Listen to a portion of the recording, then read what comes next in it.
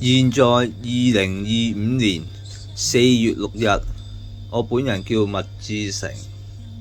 我想問，案發當日2013年，美國國家來香港拍攝一部電影，嗰班人有個人叫做米高比爾嘅先生。請問來香港鰂魚涌英皇道1048號益發大廈內做咩事情呢？做咩要揾我本人麥志成喺益發大廈內的地鋪揾我麥志成？做咩同我傾討價錢呢？傾討完價錢又唔俾錢我呢？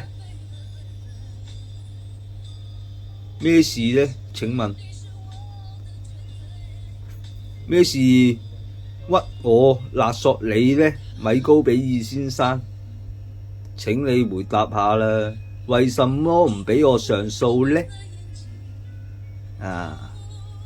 我叫啲軍人啊，問一問你啊，你個國家即係有導彈、核彈啊、撳掣啊，發射去摧毀你國家，美國國家 USA 國家，撥個輪啊！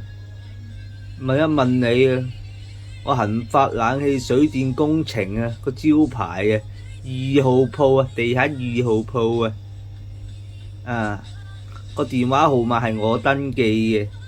36895336連埋 fax 機啊，電話號碼都係我本人麥志成登記啊，記撚住啦。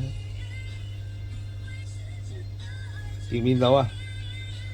我撳計數機嘅，計數嘅，我都係老闆啊，記住啦。